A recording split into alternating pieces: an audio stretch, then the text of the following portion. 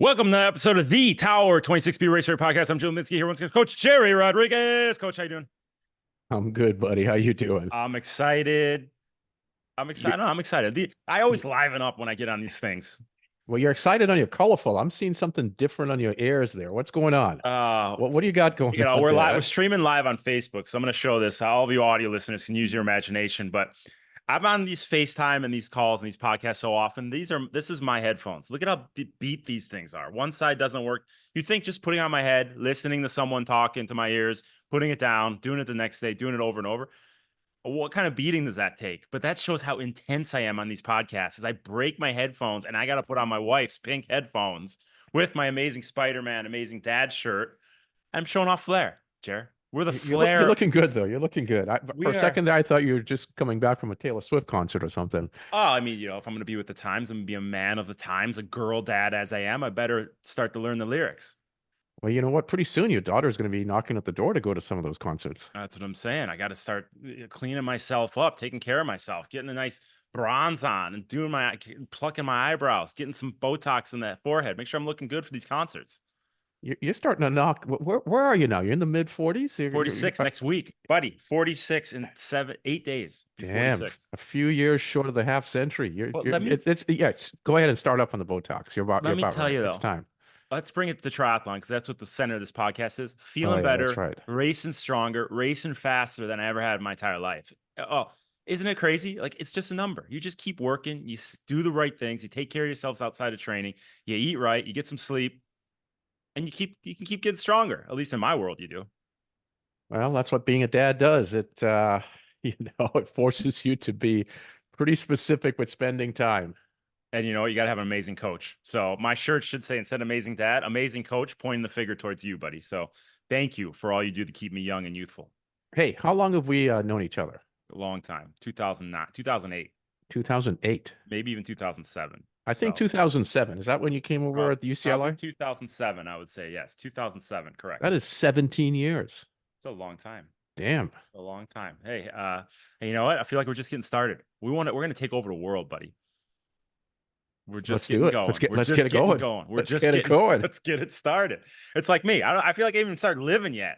I feel like I'm just a newborn pup. I'm just ready to blossom, baby. So I hope you're ready for this because we are going to start doing things, starting with this podcast, number 120 in our Tower 26 B Race Ready podcast series. That was only supposed to last probably 4 podcasts at the start. But well, interesting. You remember when we started these, I said, hey, we're going to do 50 podcasts and then we're going to put a pin in it.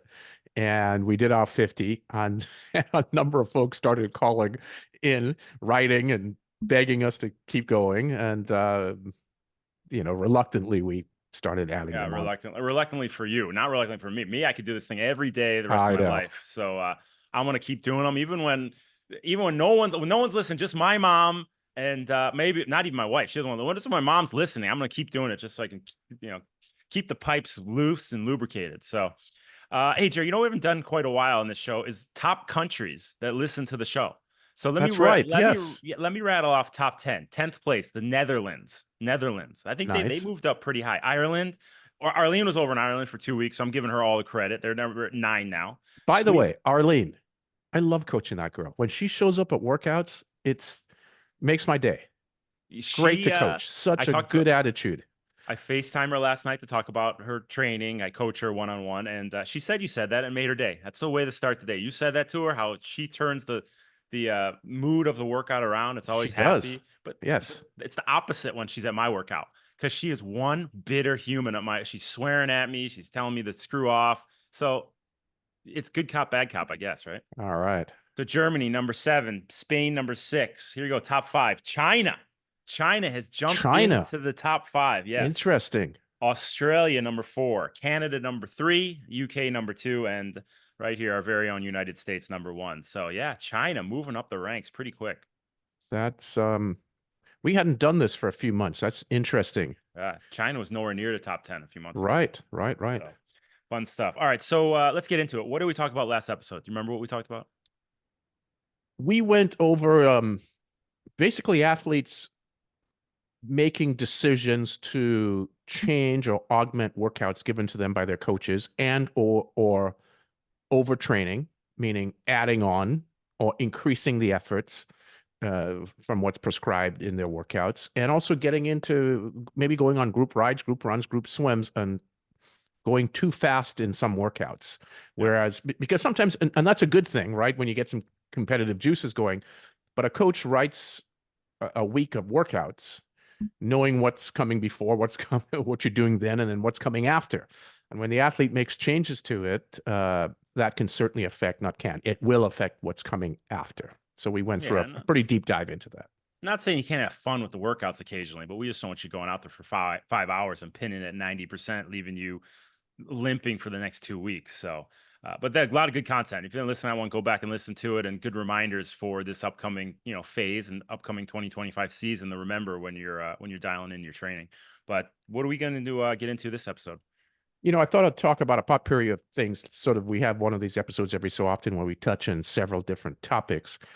And what motivated this was Jim getting several messages in the last few weeks from athletes looking to come on board with Tower 26, right? And in reading their emails and some phone calls, direct calls, got me thinking about how athletes plan their season from their perspective, and maybe some of the things that they can do better from what I've been hearing. Okay. All right. That's interesting. It's a perfect time to talk about that because we have a few races left in the season. There's Kona coming up, Ironman California, Ironman Cozumel, Ironman Florida. You have Indian Wells. So there's a few races left, but now's the time when athletes can start thinking about that next season, how they're going to approach the season, how they're going to map it out. So that'll be an interesting discussion. So let's get into it. Yeah. So let's create some foundation, right? The way we, as you know, the way we lay out our year, we break it into 5 phases, right? And we start off the year, the training year, with our recovery phase, which is sort of interesting, right? You would think you would not start with a recovery phase, but we want to put a pin in the season at some point. And we tend to do that right after the World Championships in Kona, or the last of the Kona races, which is this year will be the men's race, and the end of the month, right? Right. End of October.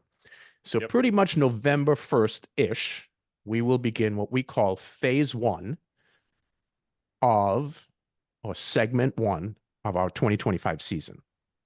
And we call that the recovery phase. And we work in a huge amount of technical emphasis, swim, bike, and run, and especially on swim. Whole lot of teaching the foundation of triathlon swimming. So it's recovery. Why? Because you spent the last several months doing a ton of racing, some racing at least, and more intensive training. And it's time to recover, rejuvenate. It's emotional recovery, mental recovery, and so on. So it's a phase that I think needs attention. And then after that, that sets us up to go into what most people would think is where a phase would start, or a season would start, which is the training phase. Well, that's actually phase 2 for us. It's your training phase, your foundation phase, your aerobic phase, your base phase, whatever name you want to call it.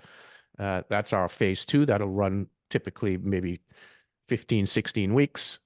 And we do a little bit of a sharpening phase that runs maybe 6 weeks.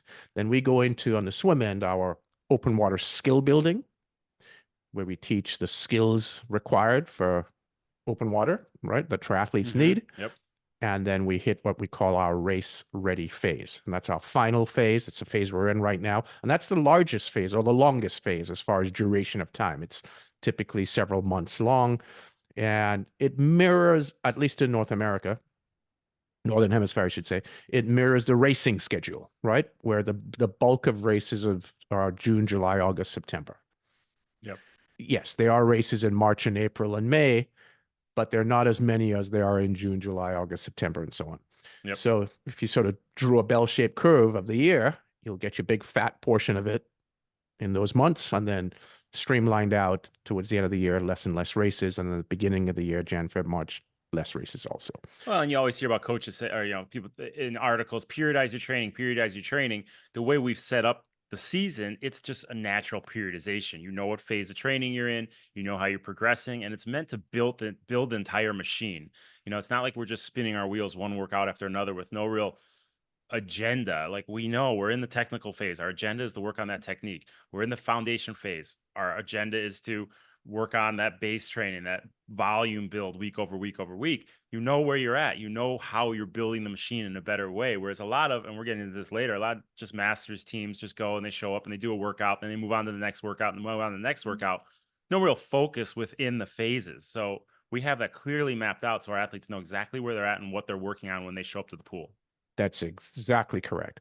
And what I'm seeing in some of the questions and the discussions I've had and what I've read from athletes inquiring, I think it's important to, and by the way, let's also note that I'm uncertain if what we're doing is anything different than many other coaches, because triathlon now is 40 years old, okay? And the coaching has evolved. It's gotten to be quite good.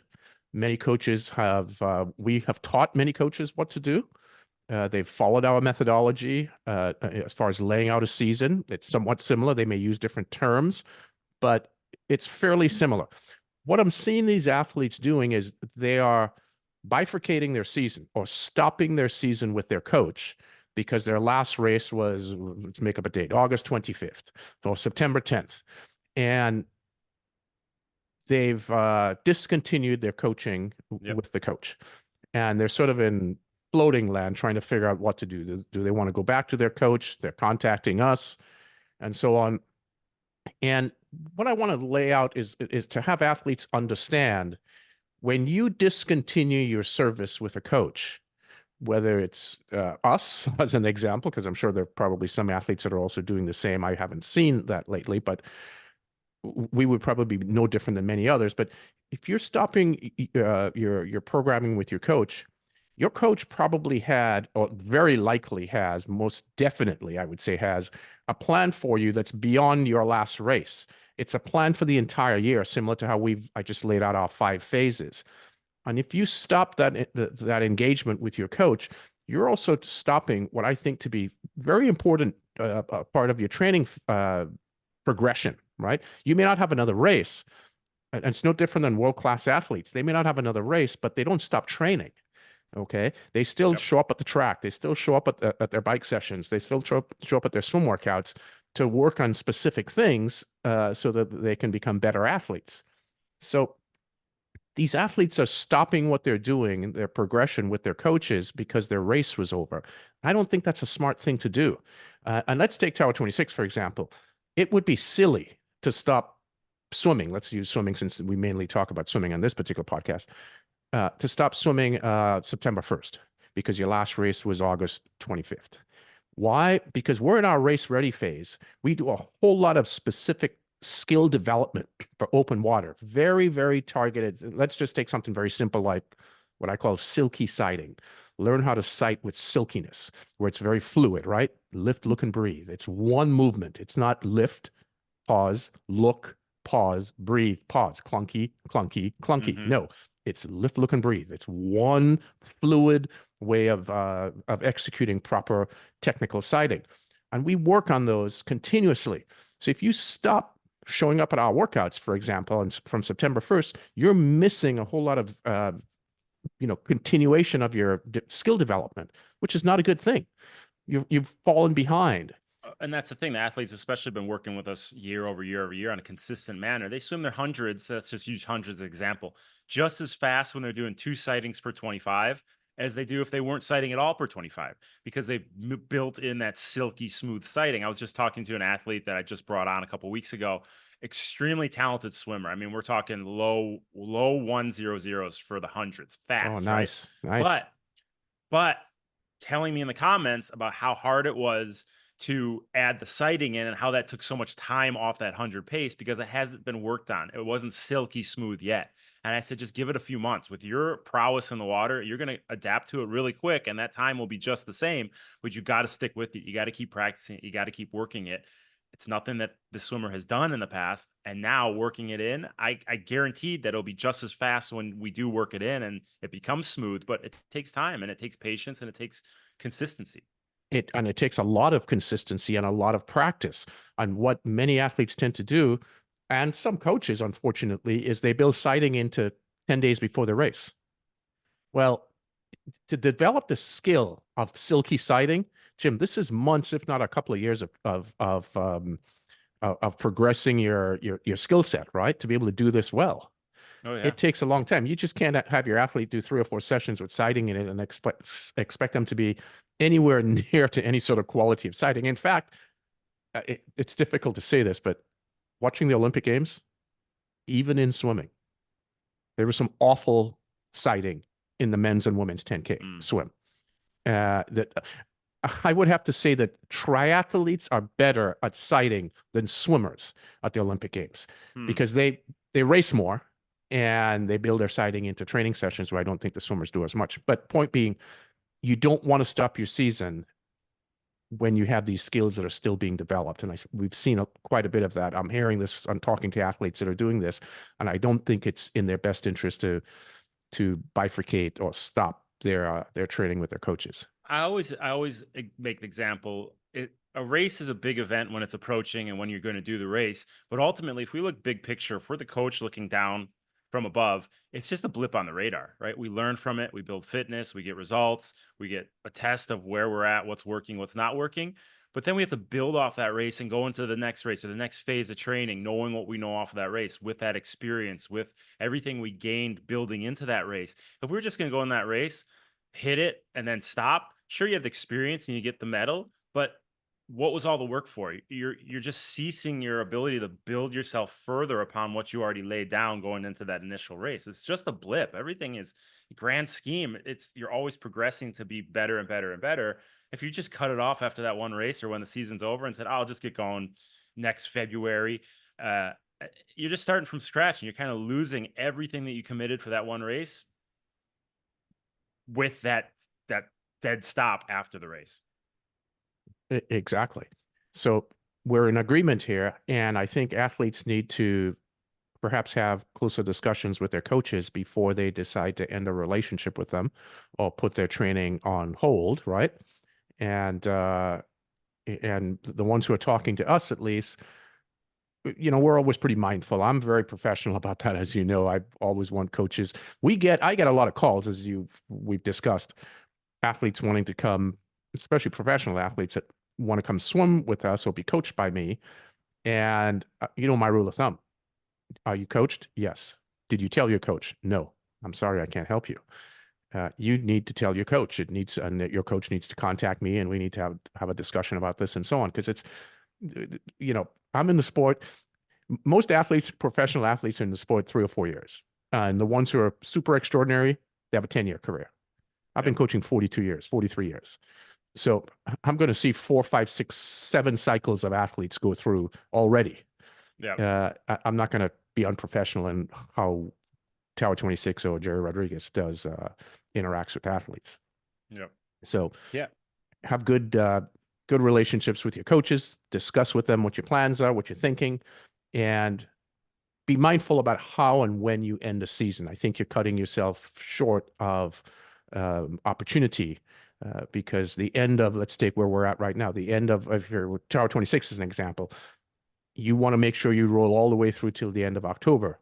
And if you want to take a break, the break is phase 1. Yep. Right? It's our recovery phase. And that's the thing. Like, I get so many athletes, oh my God, not so many, but occasionally I get athletes that say, I just need a break. I'm going to stop in October. I'm going to start up again in February.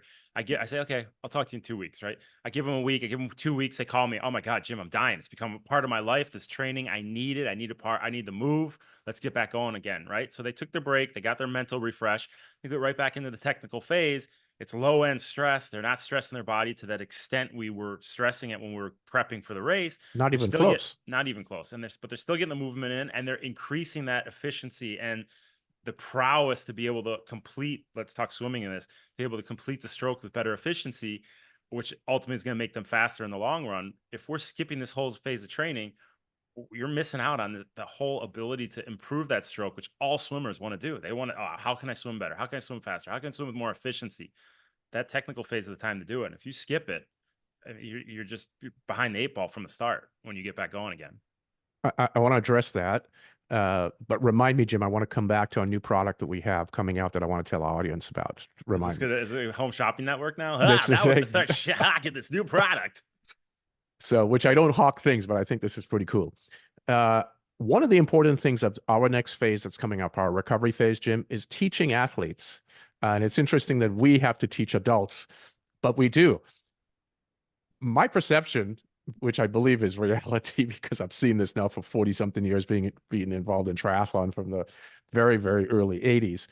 This is a very selfish sport, okay, because of the training demands, especially if you're doing longer races, half Ironman or Ironman races. You spend so much time training, so much time thinking about your training, so much time creating a nutritional program around your training and racing, right? Yep. And when you go to a party, especially if they're like-minded friends, you're talking about your training and your racing. So how do you think your spouse or your children or your brothers or your sisters, they probably had enough of this, okay? This is the phase, our recovery phase, where we encourage our athletes, November, December. What is November and December? What happens at the end of November? What is the big holiday in the United States at the end of November? I'm already buying presents for it, so I know that one well. So we got Thanksgiving and we have Christmas, Thanksgiving, right? Christmas, yeah, Exactly. the double, right? The double. Yeah. This is our opportunity to give back. This is the time where we have to return all that we received. I believe this coach's philosophy, what we've received from our significant others, our family members, our support system, our friends throughout the year, right? They've sacrificed a lot in relationships for our selfish sport. And think about it from a race standpoint. One of the things we always want to encourage athletes is if you're going to make and I've heard this before, by the way. Well, I think my family gets something out of it because we make a vacation out of the trip. No. I said, okay, when's the race? Example, race is September 1st. We left on August 15th. We spent 2 weeks there. And, we did some stuff and then we raced and then came home. I said, in those 2 weeks leading up to the race, every single thing you were doing was based upon how it's going to affect your race. So if your kids wanted to do something really fun and kind of crazy, you probably put the handcuffs on it a bit because you're thinking, how's that going to affect my race? If your wife wanted to go out and do something pretty wild and stay out late till 2 a.m, you're probably going to say, oh, that's going to affect my next day of training. And you either aborted it or you truncated it somewhat. So you don't do it all. So if you're going to build your vacation, really do it well with your family in races, you go to the race a few days before you race and then you stay 10 days after. Yep. So there's no stress. You don't have anything to think about. Yep. Point being, the recovery phase, phase 1, November, December, this is the time to give back. And we've talked about this before, right? No, for sure. Now, let me ask you this. There's the 70.3 World Championships in December. Some people racing Indian Wells. Some people have Ironman Cozumel. There are some races happening and they're keying in on those. Should those athletes keep with the progression? If they're doing the Tower 26 swim plan, keep doing the technical phase and then just add on, or just stay with the technical phase workouts? What should those athletes be doing? What do you think? Get into the technical phase. I think there's a blend of both. You have to get into the technical phase. I say that, but because I know it and I know what we do. As we say, okay, this is a workout for those of you still racing. Here is another set that you're going to do in addition to the technical phase. So that's what we do in our swim subscription program. We say, correct, okay, you're working on this phase of your technique, but those athletes who are racing are work on this plus this. So that's what we do. And in my answer, I said that, but you get into that phase of training, but we adjust the sets a little bit to add some volume, a little more intensity for those racing athletes. Exactly. The bullseye of the phase is recovery and technique. So that's the foundation. And then you can build around that for somebody in your example that has that race end of November or into December to make sure that it addresses their needs. But this coach, I would strongly always recommend that athletes take those 2 months off of racing. But I also think, we've spent such a long time building the foundation, building our machine in the race ready phase. It's been, we start the foundation phase January, February at the latest, depending on the year. And we've built the whole way through. If we're going in the technical phase in late October, early November, you already have this huge foundation. You're probably pretty spent from all the work that you've done. You're not going to lose that fitness. If anything, you're going to gain fitness and you're going to gain freshness with the technical phase, the back off and intensity, a little bit more volume than the typical athletes that are doing the technical phase. But you're going to go in the race fresher and sharper than if you were to keep training just as hard all the way into December. So, I mean, that's a long time to train hard from February all the way to December. So, I think by actually backing it down end of October, November, even if you do have those races that are coming up uh, in later November, mid December, you're only going to benefit from backing down intensity a little bit then. Yes. And I also think it's an opportunity to, you can still race. It could be a time where you run a couple 5 or 10Ks as an example. You can go do a master swim meet. There's some things you can do, but it needs to have a lighter feel to it. But you definitely have to make your family at this time first. Yep. Number one priority. You have to reduce your training volume and time and spend more time returning what you've received. It's a time for the athletes to give back to their support system. That's right. That's right. And, like I said, we approach the season a little different, which brings us into our next topic, unless you want to hawk your product. What's the product that you want to hawk? What product are we hawking, Gerry? Well, we've talked about this, you and I, a few weeks ago. It's a product that we have in-house, but we are going to introduce more in a packaged way, I suppose, our technical video analysis for swimming to improve your swimming, where we're going to give scores we already do it, but we're going to make this more public, where we're going to give scores for your tautness, alignment, and propulsion. So we'll review your videos and score you 0 to 100 score for each category. And the beauty of this, Jim, is an athlete will be able to recognize, number one, where their main weakness is. As an example, I just saw communicating with Coach Jack yesterday, and he's reviewing a professional athlete that he sent over to me. And this particular gentleman has incredible tautness, pretty good alignment, but of all things, for pro, his propulsion is pretty bad. In fact, I saw the score that Jack gave him. I would give him even a lower score. I would give him a 50 out of 100. I think Jack gave him a close to 60 something. He'd be a 50. But the nice thing about this is that you'll actually get to see a data point of where you're at in each of those categories, and then you would know what to work on, and then you could go to work on it, and then you can come back and get a review again and map your improvements. So because how we like to measure. How are we gonna get these videos? Are we gonna have just people send in the videos, or is it gonna be official sign up process? What are we gonna do with it? Yeah, we'll do a sign up process for it, and once we get the info all streamlined, we'll send it out to everybody. But I think it's going to be a pretty cool way to get a quick snapshot of where you're at. And we might even do a little teaser, Jim, with this, where someone can just send in no more than a 10-second video, and we might do a little freebie where we'll just throw out a score to you of each to get you sort of whet your appetite and give you a sense of, where's your real weakness here. So when we go through this next phase, because we go through the technical phase with tautness first, then alignment, then propulsion, right? So you'll know where your big weakness is. Yep. All right. So we will put out the word on that. You can't miss it when we put it out. It should be in the near future, since we are getting in the technical phase pretty soon. But I kind of touched on this a little earlier, is there's swim groups all over the country. There's swim groups all over the world. You have just your typical masters swimming groups.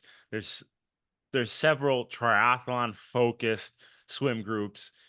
What do you see as, what should an athlete do? What is the option? Should an athlete go towards the more, obviously we're going to say the triathlon group since that's what we are, but why would an athlete go towards a typical masters group versus a triathlon swimming group? What's the pros? What's the cons? Because the reason I bring this up is because there's been certain athletes who've had the chance to go swim with a triathlon group in different areas of the country that I've come across, and instead they chose the regular typical masters group for one reason or another. I don't understand the reasoning, but can you maybe fill me in on what you would think on this topic? Well, let's give a little foundation on masters groups, since I have quite a bit of knowledge in that area. Hence why I asked the master. Yeah, it's been a long, I started my first masters club in the early 80s. Team Malibu, actually, when I finished up, finished up Pepperdine. Oiled up in bronze, everybody. You guys even swim. Way back when. You just sat on the deck and tanned with those. That was when you guys used those big, those mirrors or those big foils to reflect the sun up on your face, right? Yeah. This is where you just stand in front of a mirror and you do curls, Jim, That's and you it. just call them That's it. mirrors because you just look at I yourself all love it. day long. You I'm and George, surprised you didn't know that. you and George, you look at how brown I am right now. I feel like I just came from doing that. So yeah, you started way back when, just with the typical swimming masters. This was before the triathlon swim group. Right. Yep. And most, and it's still the same. Most masters clubs are run by former competitive swimmers who have, and that's their background. And let's give some foundation to that. 85% of swim races, Jim, are 2 minutes and shorter. 95% of races are 4 minutes and shorter. Okay. So these athletes, their training tended to be more higher anaerobic training, lesser aerobic training, right? Their sessions are, the complexion of workouts are very different. And what happens in masters workouts is the coaches tend to give the types of workouts that they liked doing, or the types of workouts that suited their appetite. So you'll find somebody who was a 100 freestyler given more type of sprint workouts, as an example. Yep. And then many masters teams tend to lay out their week by one particular session as a distance freestyle session, another session is a sprint session, another session would be an IM workout, and one would be maybe some sort of blended session, as an example. So they sort of designate particular days of the week. That's sort of your broad brush stroke on how it goes, okay? And generally, I've found many masters coaches to be pretty decent at coaching, but very low in knowledge on how, and still the case today, extremely low in knowledge on how to coach the triathlete. Because they haven't spent a lot of time thinking about the triathlete's needs. They understand the swimmer's needs, but they haven't really spent the time like you have or I have trying to understand the demands for the triathlete. So that's the foundation of swimming. But the coaches are very knowledgeable in swimming, not necessarily in triathlon swimming. Okay. Now let's take the triathlon clubs. Those coaches really understand the demands of the triathlete. However, some of them may not have really enough swimming knowledge. So it's a toss-up. Where do you go? Well, it's up to the athlete to really find the location. One, it's better to swim with a group than to swim alone. Okay. That would be the ideal thing.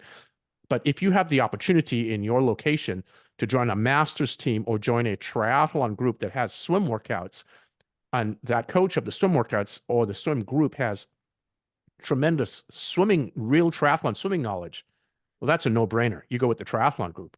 You go to Northern California, you go join Matt Dixon at Purple Patch Fitness, because Matt Dixon, who's a terrific triathlon coach, as an example, was a competitive swimmer in college and coached swimming also. Happens to know, not happens, knows triathlon swimming really well. You don't go join your local masters team if you're in Los Angeles. You don't go join your local masters team when Tower 26 exists. That would be stupid. I mean, it would be nonsensical. All right. So that would be the what do you way think to go. Goes through? What do you think? Because you see it happen. What do you think goes through the? Do you have any idea what goes through someone's mind when they're a triathlete? Why would they go over to just a random masters team as opposed to taking the triathlon swim route? They don't know. They haven't given it much thought. Some may decide on price. I'm not sure. I haven't checked to see what Matt Dixon charges, but we charge more than all masters teams. We have a very specific service, so price could be a reason. Could be one reason, but at the end of the day, price should never be a reason when it comes to, when you want quality products. I mean, there's a reason you buy Apple products. They're much better than everybody else's, right?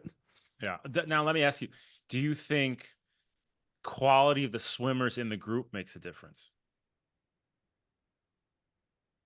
And I don't mean to put you on the spot and ask you this. I'm just thinking through my head right now. It's an excellent question.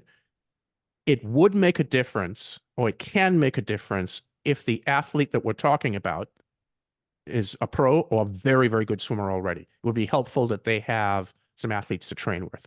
If it's the general broad brush of triathletes, which typically don't have swimming backgrounds, no, it's going to have no benefit to them. Go with the triathlon group. And then you also have to look at the coach, right? You have to look at the coach and see how engaged they are. You might have a triathlon group, but the coach is a whiteboard, right? They just write the workout on a whiteboard and leave. So maybe that would be where you want to go to the... You know, it's interesting. I happen to know the coach locally here in Santa Barbara, okay? And what kind of coach? What, swim coach or swim coach? Yeah, yeah. Terrific guy. Mark Story is his name.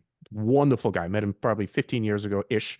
Whenever he moved to Santa Barbara, met him immediately. I was up here for visiting, and then once we moved here a few years ago, I went to several of their workouts. But prior, I had swum with the team over the last 30 years, many times when we're visiting. That is a whiteboard workout. Yeah. I think it's awful. You know why? When a workout is written on a board, athletes or swimmers don't pay attention to what the coach has to say. They're just looking at the board.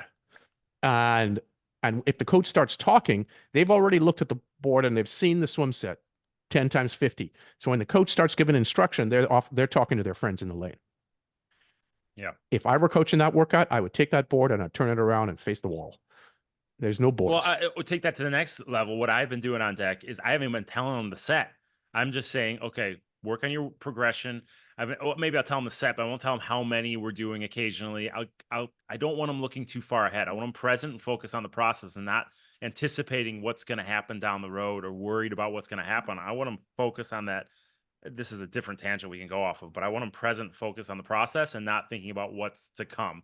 Obviously, have to talk about efforts and making sure they're not going too hard when they're supposed to be going easy and all that. But correct. There's certain times when I can say, okay, we're doing 25s hard. I'm not going to tell them how many. We're just going to do them. How many? I don't know. Just do them. Stay present. Right. But I think you're trying to say it's kind of the same thing with the whiteboard. If you're just staring at the whiteboard the whole time, you're not dialing in the process. You're just looking at what's next. And a board has value now. So let's not negate the value that it has, because we learn listening, we learn seeing, we learn doing, we learn teaching, and so on. But I would give the set, I would explain the set, and then you can show the set on a board. But the clubs that I've been to where they've written the workouts down, typically the athletes are not paying attention to the coach, and coaches have very low engagement. Right. Okay. So synopsis is if there's a triathlon group in your area and you're not swimming with it, you're an idiot. Right? That's what I say. Well, no, I'm kidding. Come on. I'm joking. It's not in your best interest. I mean, we get right down to it. And I don't know why Matt Dixon pops into my mind here again, because Matt's theme is sort of the time-starved athlete. Is that sort of his mantra, right? If I'm not, something along the lines. If you want to get an ROI, a return on investment on your time, you want to be with the triathlon group. It's that simple. You want because you're already spending so much time training, get exactly what you need. Yeah. And it's already, to your point earlier, it's periodized for a triathlon season. And to your point, masters groups, if they're even training for races, it's the national championships or the regional championship. It has nothing to do with the triathlon schedule. Yeah, so it makes no sense in the world. And Zero. You say it all the time. What's the longest distance an athlete's going to swim in a masters swim meet, right? Like you always say time-wise, it's 5 minutes or whatever it is you say. 95% of races are 4 minutes and shorter. Right, exactly. That's you're saying 4 minutes and shorter, whereas a triathlon is 25 minutes and longer for 99% of the athletes out there. So you can't train the same way. But getting onto the next topic, talking about swimming with athletes and bringing the level of athletes up because of the people you're swimming with. Cam Wurf's been in town the last few weeks swimming with us, and I know you wanted to touch on this, but Cam. Oh, you're the one who's been. I mean, I've listened to your guy has been dialed in. But what's been happening is we've had some great swimmers showing up to push him to that next level and really bring out another side of what Cam's been doing in the pool. I've never seen him swim as strong as he's swimming right now, and it doesn't have to do. I mean, obviously, great coaching, great coach on deck. But it's also the swimmers that are bringing his performance to the new level. Yes. And so the history of Cam is that he's been swimming with us for how long? 7, 8 years. But he doesn't really swim with us because he lives in other parts of the world. And typically he shows up here 3 weeks to 1 month before Kona, does a month of training with us, and then goes off to do Kona. Yep. This year, because Kona is 3 weeks, Kona, the men's race Kona, is 3 weeks later. Am I correct? Yep. Yeah, so he's here now. 27th, 26th or 27th, whatever that weekend is. So he's now here for 6 or 7 weeks, so a longer period of time. Now, in the beginning of his career, he did spend an entire year swimming with us, and that's when he went from an hour at his first Ironman swim to 50 minutes, right? Yep. He made that massive jump at the end of that first year. Unfortunately for Cam, who knows if it's unfortunate, but the way Cam's season breaks out is he spends so many months of the year racing right, with his team. And then they ride in the Tour, they ride, all the different races, all over the world, right? He doesn't swim very much during the year. And then he tends to give an injection of swimming right before each race that he's doing, and then a little bigger injection before the World Championships. Right. So he's getting a little bit more swimming in this time. He's super fit. I mean, this is the leanest I think I've seen him. Yep. And you've been coaching him more than I have. I've seen him at just 2 or 3 workouts. Yeah. Yeah. He's really dialed into what he needs to be doing to be successful in Kona. And let's brag about myself again. Holly Lawrence did the same thing going into her 70.3 world championship win. She swam with me for probably 8 weeks straight, and all of a sudden, boom, she goes and wins. So I'm not saying he's going to win, but there's probably a good chance if you're betting in Vegas, bet on Cam Wurf, because he's been with he's been with the lucky coach for the last 8 weeks. But and when we're going to get Cam on the podcast. Because hang on a second. You brought something up super interesting, and I don't think you realize how interesting it is. Holly Lawrence is a perfect example of somebody. Congratulations. She just had a baby last week. Yes, so congratulations to Sean. the Holly and Sean had their baby last week. Here's a perfect example of somebody who swam with swim groups, right? Yep. And had no open water skills. None. Came in and was getting devoured at our beach workouts and getting devoured in our pool workouts when we were doing sighting, because her sighting skills were pretty bad. And the guys that, as you know, the types of swimmers that we get, of athletes that come in at Tower 26, especially the pros that come in, they have no swim background.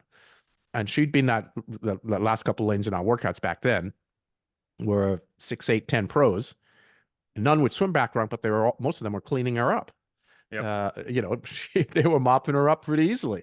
So it took, to your point, and what we're just talking about, joining a triathlon group versus a masters team, you're not going to get the sighting skills. You're not going to get the specificity of workouts needed for your race in masters workouts. So she's a perfect example. You didn't even know you went there, but that's a good point bringing her up. No, bring it up. So, but Cam, and we're going to get Cam on. We've been talking about getting him on the podcast now for a couple of weeks, and he's all into it. But one discussion that we're going to dive into when he's on is this year going into Kona, even though he's fitter and he's leaner than ever, I think he's got his, I don't want to say priorities straight, but he's got his ducks more in a row than he ever has been in the past. In the past, he's kind of been trying to do everything. He's been trying to get the volume and the intensity, the tempo work, trying to do all the interviews and, travel with the team and live here and live there and live here and there.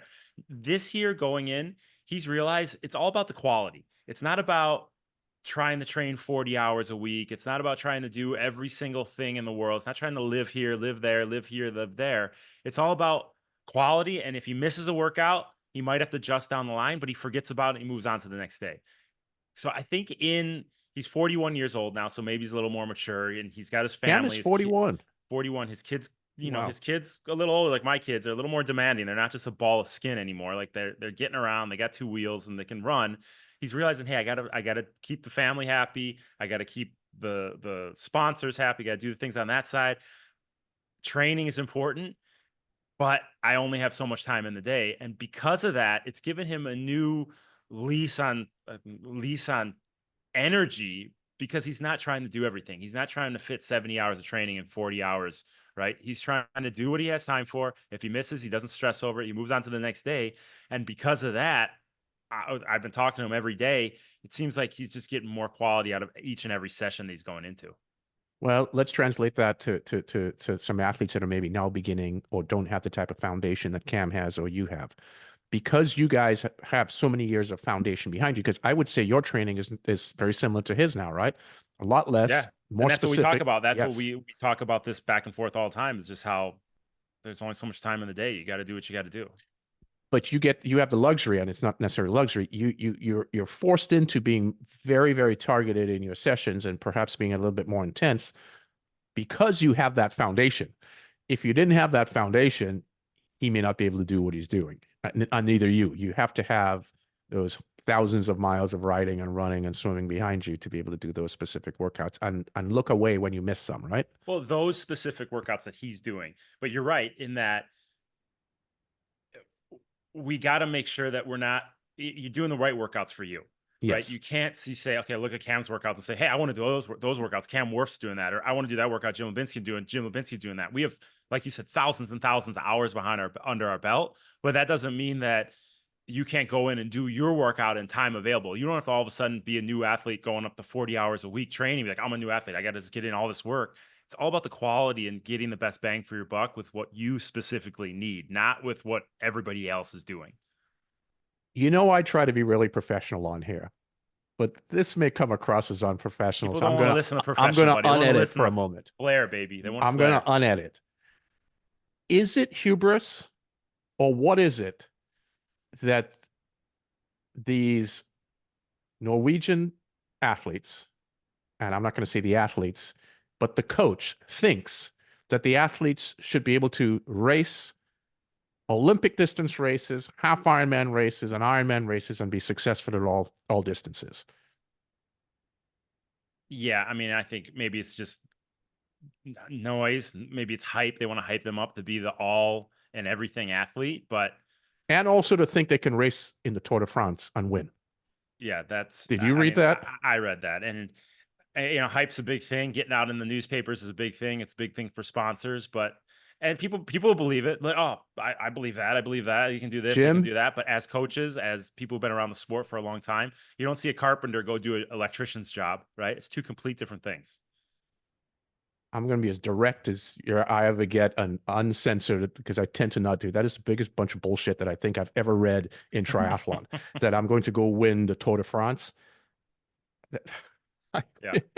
It's an Well, insult. It's an what else does it insult say? to every athlete that races in the Tour de France. Yeah, what a slap in the family. They would run them right off the road into that the cheese factory over there, The whatever. fact that this coach thinks, Yeah. maybe it is just about hype, and I should be more respectful. Yeah. But there's too much hubris in this for me. Yeah. Well, maybe that coach gives extra 1%, and that's what those athletes need, and that gets them to that next level, because you hear that every so Oh, often. we Like, have some athletes that can go join there who want the extra 1%. get the 1%. Yeah, Yeah, exactly. So I guess that guy's given the extra 1%, and then he can go to the Tour de France, right? yeah. Uh-huh. Let me know how that works out, okay? All right, so a little inside joke there. But hey, let's get in the workout. What else do we have to touch on? Anything else? Or We have potpourri other things, but episode let's is bring it. We've done it. we We've got a done a lot lot. We today. got a lot. Yeah. Let's get in the episode workout of the episode. Coaching.tower26.com. I can share the screen. I got it all queued up here. Well, we did this workout. Actually, I did this with Cam, Coach Sabina, Ariel, David Nelson. We had a huge contingent of fast swimmers in lane 1 last week, and I wanted to bring up this workout just to show what we do at this phase of training, this time of year. World championships are coming up. Big Ironman events are coming up for a lot of athletes. Maybe the 70.3 World Championships are coming up. So this is a workout we did last Saturday.